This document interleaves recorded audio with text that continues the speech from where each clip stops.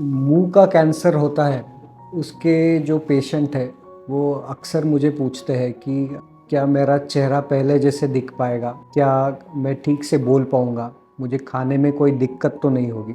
और काफ़ी सारी मिसकंसेप्शंस है ये चीज़ों के बारे में और काफ़ी डर होता है पेशेंट्स के दिमाग में। तो इसी के कारण आज हम मुंह के कैंसर के बारे में बात करने वाले हैं। हमारे पास रिकंस्ट्रक्टिव ऑप्शंस क्या-क्या होते हैं मुंह के कैंसर के लिए, उसके बारे में हम बात करेंगे। और फिर हम बात करेंगे कि आपका सर्जरी हो चुका है और आपके कुछ प्रॉब्लम्स है, तो उनको हम कैसे सॉल्व कर सकते हैं। तो ये सब चीज़ें हम बात करेंगे। मैं डॉक्टर अमित मड़े हूँ। I am a plastic and reconstructive surgeon इन पुणे और मैंने 1,500 से ज़्यादा मुंह के कैंसर के पेशेंट्स को ट्रीट कर चुका हूँ मैं आज तक पिछले 10 सालों में। और हम आज के वीडियो में ओरल कैंसर के रिकंस्ट्रक्शन के बारे में बात करने वाले हैं। तो होता यह है कि ओरल कैंसर का जो मरीज़ है वो कंसल्ट करता है कैंसर सर्जन को और कैंसर सर्जन का काम होता है कि उसके ओरल कैंसर है उसको निकालना। उसके काफ़ी सारे ओरल कैंसर के सबसाइट्स होते हैं, जैसे कि आपके चीक में आ सकता है, आपके दांतों के आसपास जिसे हम अल्वियोलस कहते हैं, अपर अल्वियोलस, लोअर अल्वियोलस, उसमें आ सकता है। आपकी हड्डियाँ जो है मैक्सिला और मैंडिबल, उसमें आ सकता है। आपके जीभ में आ सकता है जिसे टंग कैंसर कहते हैं और आपके तालू में आ सकता है जिसे हम पैलेट का कैंसर कहते हैं। तो ऐसी काफ़ी सारे सबसाइट्स हैं और ये जब ओरल कैंसर का मरीज़ जब आप एक कैंसर सर्जन के पास जाता है तो वो कैंसर सर्जन एक ओवरऑल असेसमेंट करता है, सारी उसकी इन्वेस्टिगेशन करता है। उसके बाद ये पेशेंट को सर्जरी के लिए पोस्ट किया जाता है। सर्जरी के दौरान कैंसर सर्जन का काम होता है कि वो कैंसर को पूरे जड़ से निकाले। उसके लिए वो सर्जरी जो करते हैं उसको वाइड लोकल एक्सिजन कहते हैं। उसका मतलब क्या है, तो कैंसर जो है उसको तो निकालना ही है, पर उसके आजू बाजू से 1 सेंटीमीटर या 2 सेंटीमीटर एक्स्ट्रा टिश्यू भी निकालते हैं। तो ये वाइड लोकल एक्सिजन करते हैं और फिर हमारे नेक में जो लिम्फ नोड्स रहते हैं उनको भी निकाला जाता है। वो अलग अलग 5 लेवल के लिम्फ नोड्स रहते हैं। आपकी सिवियरिटी ऑफ डिसीज़ और लोकेशन ऑफ द डिसीज़ के हिसाब से कैंसर सर्जन डिसाइड करता है कि कहाँ कहाँ से लिम्फ नोड आपके निकालने हैं। उसके बाद रोल आता है प्लास्टिक सर्जरी का। अभी plastic surgery for oral cancer जो है वो जो 20 साल पहले थी और जो अभी है उसमें काफ़ी सारे चेंजेस आ चुके हैं, काफ़ी सारे एडवांसेस आ चुके हैं। सो प्लास्टिक सर्जरी बेसिकली 2 तरीके की हो सकती है। एक तो हो गया कि कोई प्लास्टिक सर्जरी की ही नहीं। दूसरा हो गया जिसे हम पेडिकल फ्लैप्स कहते हैं। पेडिकल फ्लैप्स हम आपके आइदर छाती से ले सकते हैं या आपके फोरहेड से ले सकते हैं या आपके चीक से ले सकते हैं। सो ये जो पेडिकल फ्लैप्स होते हैं ये जनरली एक छोटा ऑपरेशन रहता है और उसमें कॉम्प्लिकेशंस की संभावना जो है वो बहुत कम रहती है and it's a much easier operation. जो सेकेंड टाइप ऑफ सर्जरी रहता है उसे हम फ्री फ्लैप कहते हैं। तो मैं जो हूँ मैं फ्री फ्लैप में स्पेशलाइज किया हुआ है। मैंने जैसे पहले कहा कि मैंने 1,500 से ज़्यादा ओरल कैंसर के मरीज़ों को ट्रीट किया हुआ है। उसमें से मैंने 950 पेशेंट्स को फ्री फ्लैप सर्जरी की हुई है आज तक।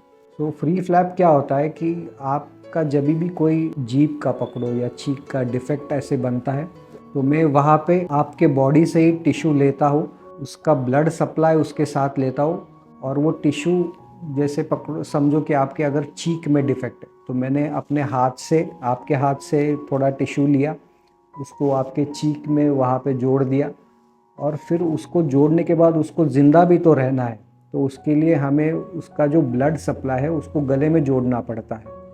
जैसे आपके बाईपास सर्जरी में ब्लड वेसल्स को जोड़ते हैं, वैसे हम ये जो ब्लड वेसल्स है ये आपके गले में जोड़ते हैं। और फिर उसके बाद एक बार उसका एडवांटेज क्या होता है, तो उसका एडवांटेज ये होता है कि आपका हम फ्री फ्लैप सर्जरी जब कर सकते हैं तो हमारे पास काफ़ी wide variety of options available होते हैं। तो जहाँ हमें पतली स्किन चाहिए वहाँ पे हमारे पास अलग ऑप्शन होते हैं, जहाँ पे हमें थोड़ा सा बल्क डालना है वहाँ पे हमारे पास अलग ऑप्शंस होते हैं। अगर आपको हमें बोन बनाना है वहाँ पे हमारे पास पैर का बोन निकाल के उसको बना सकते हैं।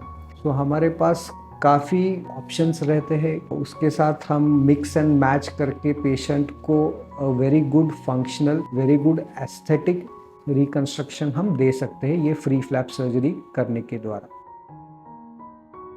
तो एक बार आपका ऐसे समझो कि आपका कैंसर निकल गया, आपका प्लास्टिक सर्जरी हो गया, तो उसके बाद क्या होता है, एक बार आपका वुंड हील हो जाता है, आपके सारे टाके निकल जाते हैं, तो आपका हिस्टोपैथोलॉजी रिपोर्ट जो है उसके अनुसार आपका जो कैंसर सर्जन है वो आपको एडवाइस करेगा कि आपको रेडिएशन थेरेपी या कीमोथेरेपी की ज़रूरत है कि नहीं। एक बार रेडिएशन थेरेपी और कीमोथेरेपी आपकी कंप्लीट हो जाती है, then comes the rehabilitation part. तो वो रिहैबिलिटेशन पार्ट में हम पेशेंट्स को स्पीच थेरेपी एडवाइस करते हैं। ये स्पीच थेरेपी के कारण आपका जो फंक्शन है, आपका बोलना, आपका जो स्वॉलोइंग है, ये सब इम्प्रूव हो सकता है। आपका ट्रीटमेंट के जनरली 1 साल बाद जो भी आपके कुछ कॉस्मेटिक प्रॉब्लम्स या एस्थेटिक प्रॉब्लम्स अगर कुछ बचे हैं, वो हम प्लास्टिक सर्जरी और दोबारा करके हम वो प्रॉब्लम्स को सॉल्व कर सकते हैं। तो आज मैं आगे इसमें यही बात करने वाला हूँ कि अगर आपको कुछ फंक्शनल या कॉस्मेटिक प्रॉब्लम्स बाकी है ओरल कैंसर सर्जरी के बाद, तो उनको हम कैसे टैकल कर सकते हैं। एक कॉमन प्रॉब्लम पेशेंट्स को हमेशा आता है, स्पेशली जिनका रेडिएशन हो चुका है, उनको प्रॉब्लम आता है कि वो अपना मुंह पूरी तरीके से खोल नहीं पाते। नॉर्मली आप कोई भी नॉर्मल इंसान देखोगे तो उसका मुंह एटलीस्ट 3 फिंगर अंदर जाए इतना तो खुलता है। ये पेशेंट्स, कुछ पेशेंट्स में वो 1 फिंगर या कुछ पेशेंट्स में वो 1 फिंगर से कम हो जाता है। तो उसके लिए हम प्लास्टिक सर्जरी करके वो उनका मुंह पूरी तरीके से खोल सकते हैं। उसको हमें एक कोरोनाइड करके एक हड्डी रहता है जबड़े में, उसको थोड़ा सा एक्स्ट्रा बढ़ जाता है, उसको हम निकाल देते हैं। अंदर जो भी आपका फाइब्रस टिश्यू है उसको सब निकाल देते हैं और वहाँ पे जो रिजल्टेंट डिफेक्ट है उसको जो भी अप्रोप्रिएट फ्लैप होगा उससे कवर कर देते हैं। तो ये जो चीज़ है इसको हम माउथ ओपनिंग का जो इशू है, जिसे हम ट्रिस्मस कहते हैं मेडिकल लैंग्वेज में, तो ये ट्रिस्मस को हम करेक्ट कर सकते हैं। कई बार पेशेंट्स को प्रॉब्लम आता है कि उनको लिप का कंपिटेंस ठीक नहीं है। कंपिटेंस का क्या मतलब है कि उनका थूक जो है वो एक साइड से थोड़ा सा बाहर आ रहा है या लिप पूरी तरीके से क्लोज नहीं कर पा रहा है। तो इन पेशेंट्स में हमें बेसिकली अपने हाथ से एक टेंडन का स्लिंग लेते हैं और उसको आपके लिप के यहाँ पे पूरी तरीके से ऐसे स्टिच करके उसको टाइट कर देते हैं ताकि आपके जो लिप्स है उनमें थोड़ा सा ताकत आ जाए।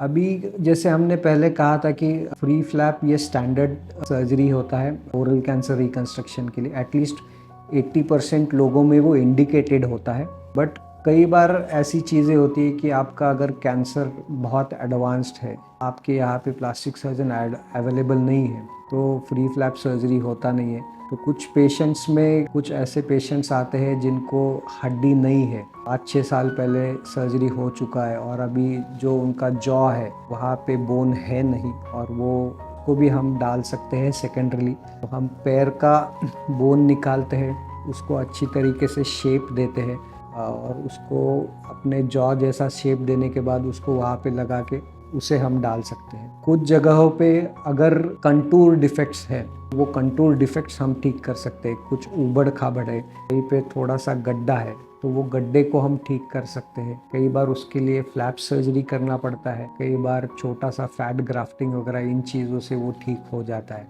अगर आपके ओरल कैंसर सर्जरी के बाद आपके स्कार्स ठीक तरीके से हील नहीं हुए और वो ज़्यादा प्रोमिनेंट स्कार्स आपको है, तो उसके लिए हम स्कार रिवीजन सर्जरी कर सकते हैं। सो बेसिकली फिर वो जो स्कार्स होते हैं उनको हम क्या करते हैं, तो जो एग्जिस्टिंग स्कार्स है उसको हम निकाल देते हैं और उसको कॉस्मेटिकली सूचर कर देते हैं। कई बार उसमें जेड प्लास्टी करके या वीवाई प्लास्टी करके प्रोसीजर्स होते हैं, उसको हम डाल देते हैं ताकि वो स्कार्स जो हो सके, जो कम से कम जितना हो सके उतना दिखे।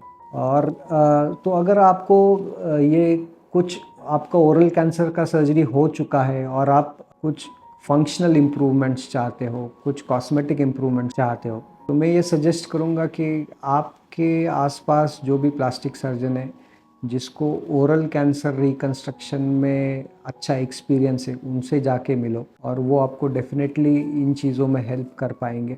अगर आपको ये सब मैंने जो आज इन्फॉर्मेशन दी है वो आपको अच्छी लगी हो तो उसको लाइक ज़रूर कर देना। आपके पहचान में अगर कोई पेशेंट है जिसका ओरल कैंसर का सर्जरी हो गया है या जिनका ओरल कैंसर सर्जरी होने वाला है तो उनसे भी आप ये शेयर कर सकते हो। और अगर आपको ओरल सर्जरी के बारे में कुछ डाउट्स हो तो आप मुझे कमेंट्स के द्वारा आप कांटेक्ट कर सकते हो। जैसे ही मुझे समय मिलेगा मैं आपको रिप्लाई ज़रूर कर दूंगा। और अगर आप मुझे मिलना चाहते हो तो आप मेरा पुणे में मेरे 2 क्लिनिक्स है, वहाँ आके मुझे मिल सकते हो। Thank you.